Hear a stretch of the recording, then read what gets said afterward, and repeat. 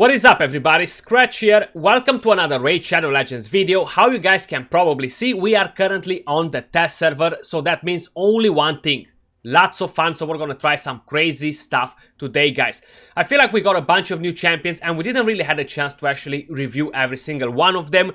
And we got a pretty interesting champion, right? A lot of you guys think that she is absolutely broken. Some of you guys think that she's just an awesome champion. I really think she's in a very good place. And honestly, she changes the clan boss in so many ways. Like, she opens up the possibility to run around with different teams just because of all the buffs and debuffs she offers. The champion that we are going to talk about today, guys, is Tuhanarak. We're gonna try her in clan boss, we're gonna try her in faction wars, we're gonna try her on the Nether spider. She's absolutely amazing for the faction wars, especially on the last boss on stage 21. Great for the Nether spider as well, especially if you combo her with the right champion as well. But before we move over to that, guys, if you enjoyed the music you hear in the video, just want to let you know I partner up with Soundstripe, which is a royalty-free music library. So if you're a content creator or a music enthusiast, feel free to check it out. I will leave the link in the description down below and in the pinned comments, guys. Use code SCRATCH on checkout for a 15% discount. Moving over to the champion, we have Tuhanarak. I think that's how you say her name, guys. I have her built on 3 speed sets. The reason I have her built like this and not on Relentless, how probably most of you guys would want to build her if you're using her in PvE, is because I need her like this for clan boss. I can't really give her Relentless there because that's gonna mess up all my order, and I need to have this specific speed. And honestly, man, if you don't have speed gear, it's pretty hard to get this speed with decent stats in a crit rate, crit damage, accuracy, defense, HP, and all the rest of the things here. First, let's have a quick look at her skills, then we're gonna talk about optimal builds and where we can use her and how we can use her. Her A1, Sun's Kiss, attacks one enemy, a 50% chance to land decreased speed debuff for 2 turns, places a 15% continuous heal buff on this champion for 1 turn, also places a 15% continuous heal buff for 1 turn on the ally with the lowest HP. Like, this skill right here, guys, can be so powerful when we're talking about clan boss. In terms of heals, if you run her on a counter attack, an ally attack, she's gonna be game changing because she's gonna heal your team like crazy, right? Especially if you don't have every single one of the champion on lifesteal, or depending what sort of champions you use in your team, right? We require 4 books in this skill. We have her A2, Radiant Suffering. That's on a 3-turn cooldown, fully booked. 5 books in this skill. That brings us up to a total of 9 books. Attacks one enemy, 100% chance to land decreased attack debuff and a block buffs debuff for 2 turns. Also applies a debuff spread effect, taking 2 random debuffs from the target and placing them on all enemies. Damage based on defense. The more defense we have on her, the better damage we take overall. So this skill right here can be used for attack down in clan boss, block buffs, so that will not allow the clan boss to buff attack up. If you're running this champion on a non-void affinity for clan boss, that will reduce the damage your team is taking.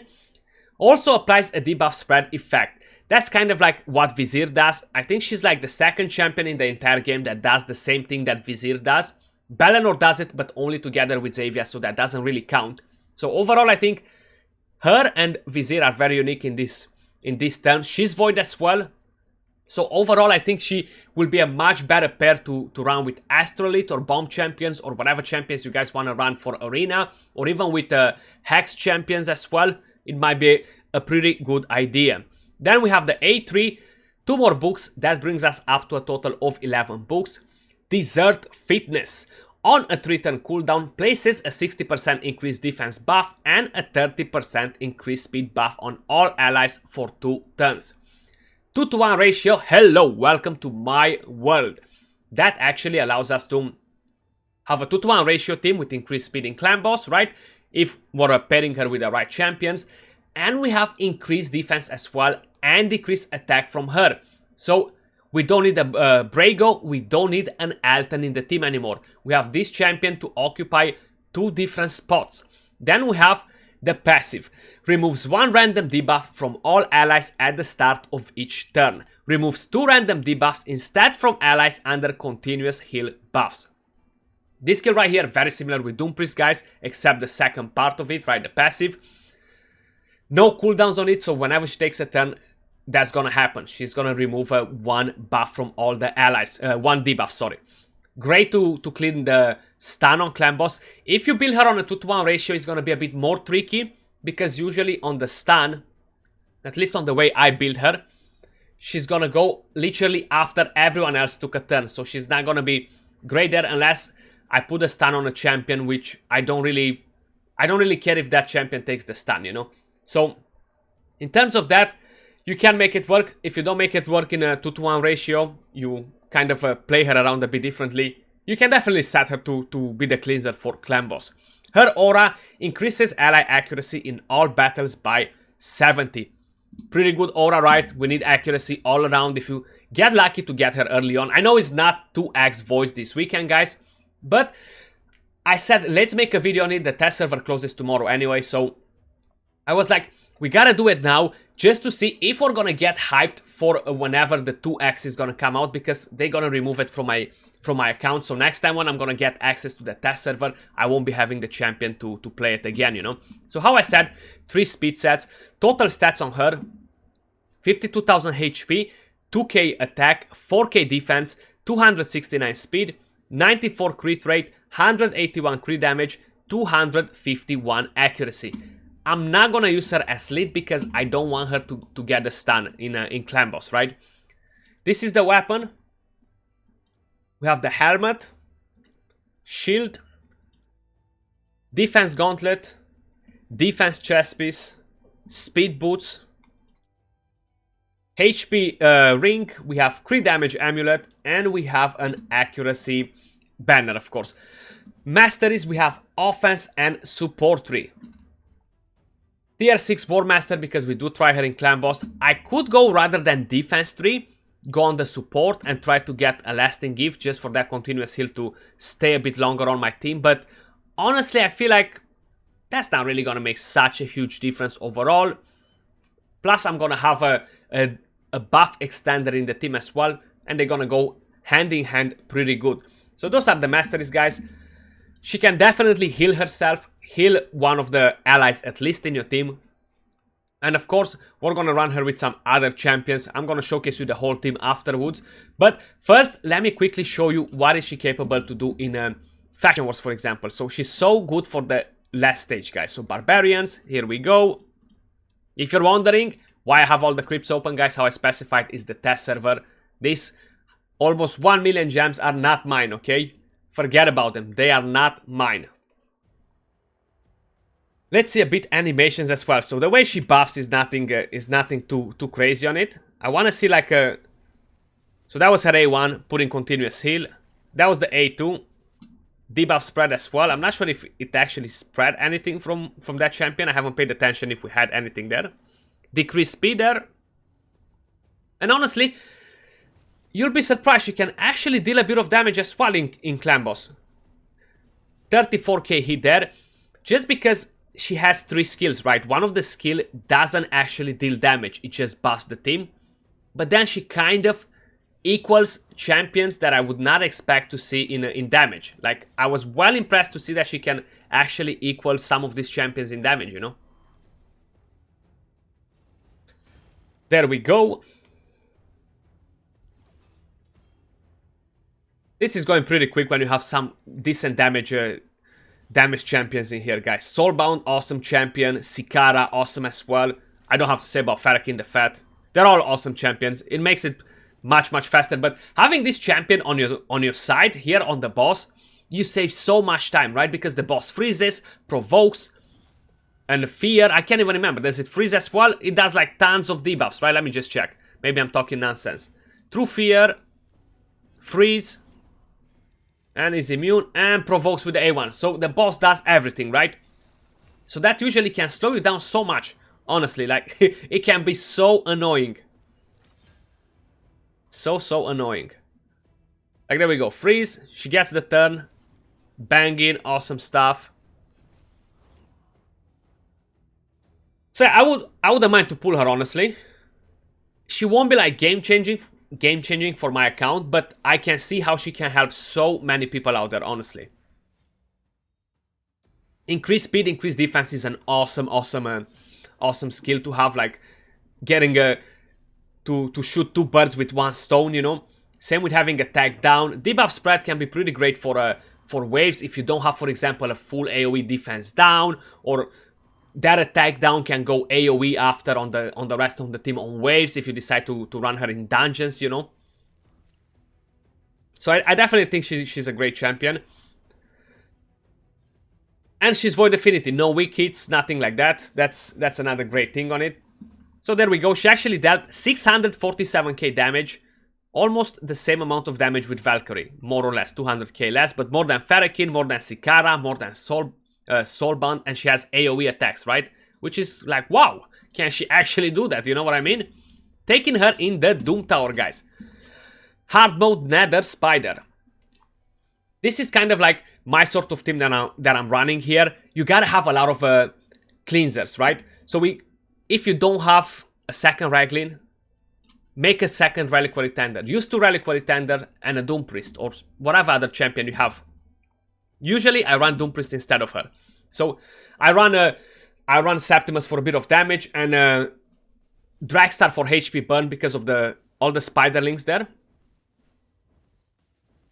There we go, Septimus having a bit of fun here with those Krutraxas. Septimus being a bully here, you know, like, why you bully me? Why you bully? Why you keep reviving there? But there we go, guys.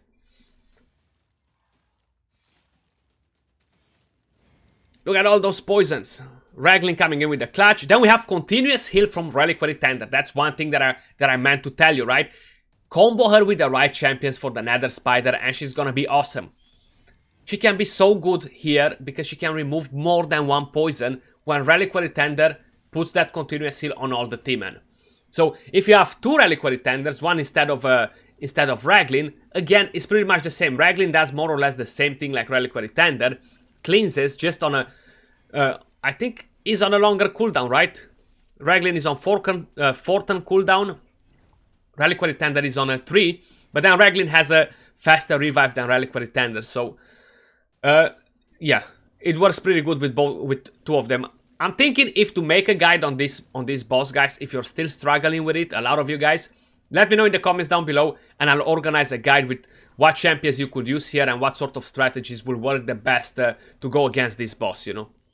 Do let me know in the comments down below if you actually are interested and you think you need help here, you know. I was thinking today, should I make a guide on the Nether Spider, but I was like, I'm pretty sure most of the guys are fine, but I'm gonna ask them before to see if they actually need help there or no. So it's actually a pretty good time when you're running a HP burn, guys, on the Spiderling especially, because if no, it takes you such a long time to kill this boss, unbelievable. And why Dragstar? Because if he gets attacked, he lands the HP burn. He doesn't need to actually land at AoE. Mordecai could be a good option instead of Dragstar here, for example, because he doesn't actually need to attack the champions with a skill, you know? He can just land it overall.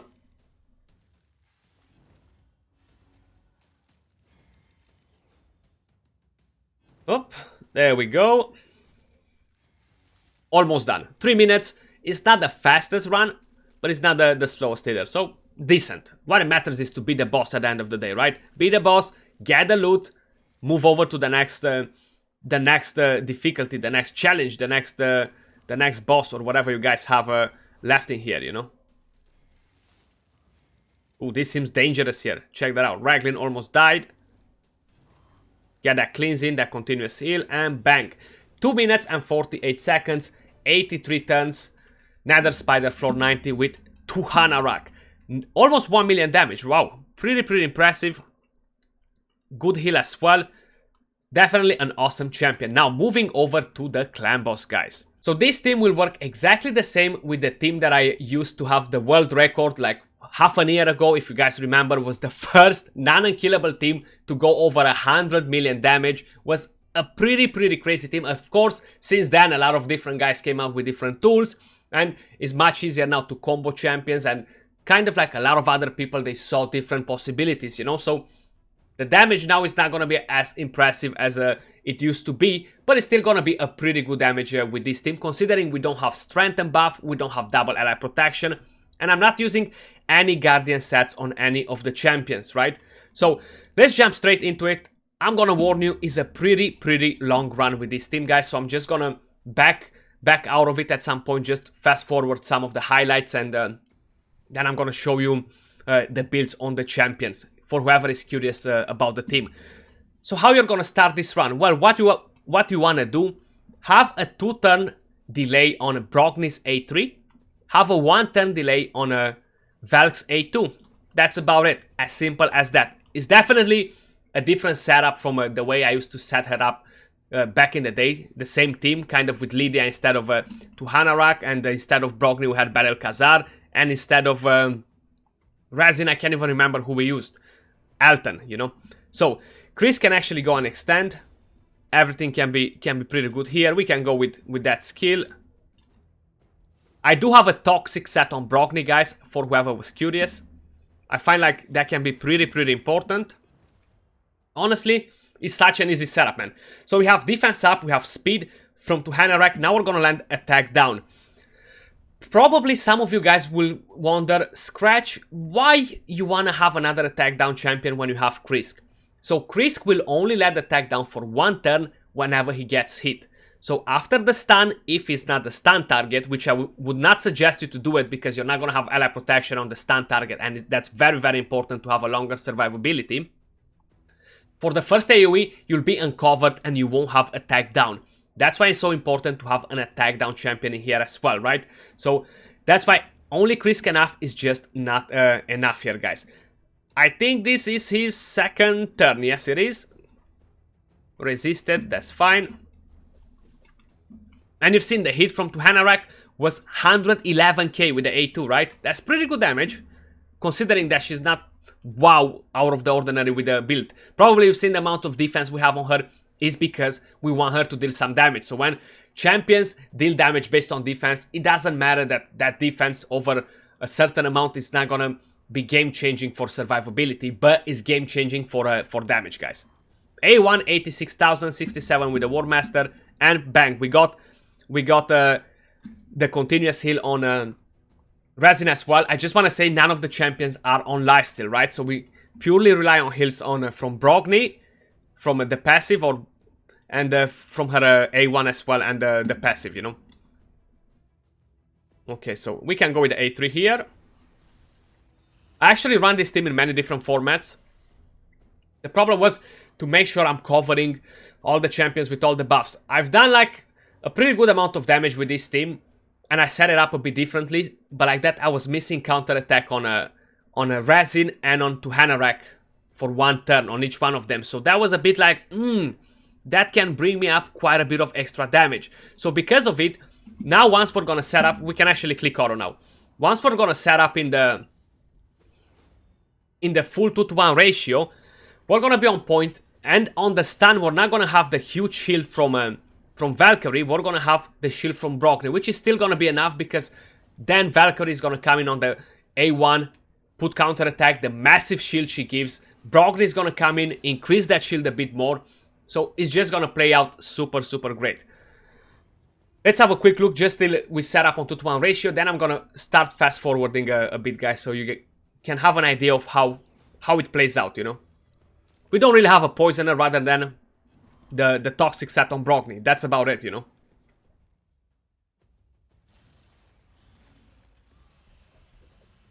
Geomancer is an awesome champion, man. Like, we have 2x Ancients today, guys. I really hope that I'm gonna get that champion to be able to do some crazy stuff. So I have a buddy coming on stream who actually managed to do some crazy stuff with him. Once he's gonna fully set up the team, I'm gonna make a video on it from his own account if I don't pull a champion myself. But awesome champion as well. Just looking at Brogni now, I was just thinking to to say something about the Geomancer, you know. I still haven't pulled the champion, unfortunately. So from here, more or less, we should be able to be on a 2-to-1 ratio, starting from turn 6, you see. So from here, we go on a 2-to-1 ratio. Actually, no, turn 7, my bad. Turn 7, full 2-to-1 ratio. Now, probably you're wondering, why do I have a Claude Beast Feeder here instead of a Tuhanarak? Because we don't have her in the calculator yet on a Deadwood Jedi. But I'll show you all this at the end, guys. So I'm quickly gonna start fast forwarding from here, skip a couple of portions, guys. just so you guys can have an idea of how everything works, because this is gonna be such a long run if not. So I'll be right back.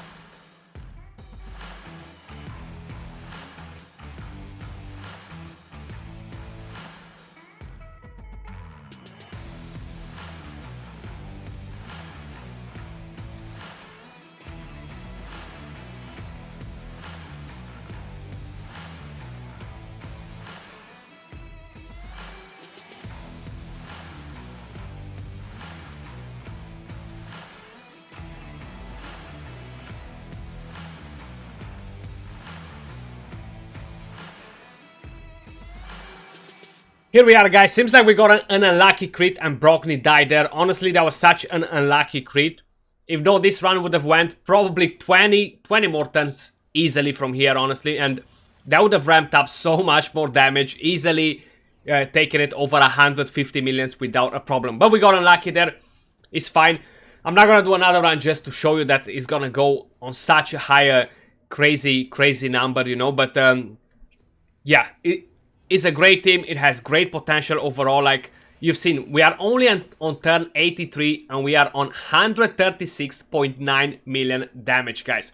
Resin, honestly, I felt like this run overall, Resin, he was cursed, man. He barely landed any Giant Slayer hits from his A1. I swear, I was just looking and I was like, is he ever gonna do it, you know? But we got Resin with 37 million damage, Krisk with 21 million damage, Tuhanarak with 19.7 million damage. Keep in mind, guys, she's one champion that doesn't hit with one of the skills, only with the A2 and A1, right? So I really think is an amazing damage from that champion. Underpriest Brockney with 35.8 and Valkyrie with 23 million damage.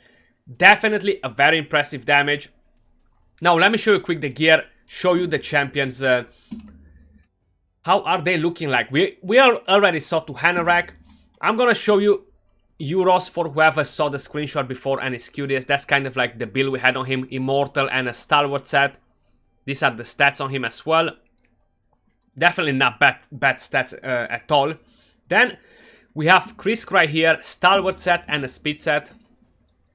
Total stats, 46,000 HP, 4.5k defense, 257 speed, 97 crit rate, 235 crit damage, 235 accuracy. So unfortunately, we are missing just a little bit of a crit rate there, which, yeah, time to time it can make us lose a bit of damage.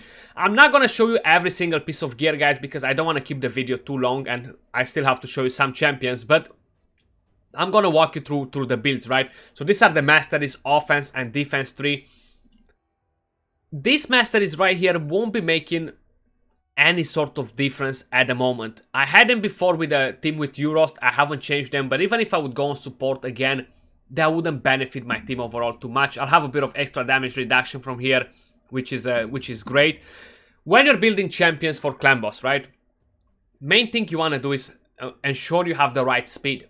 Then ensure you have a decent amount of defense, crit rate, right? That's very important. Defense in terms of champions that they have damage based on defense. If they have damage based on HP, you might want to play around with both of them, defense, HP, crit rate, and then focus on crit damage, accuracy. You know, that's kind of the order that I'm usually looking at when I'm building champions.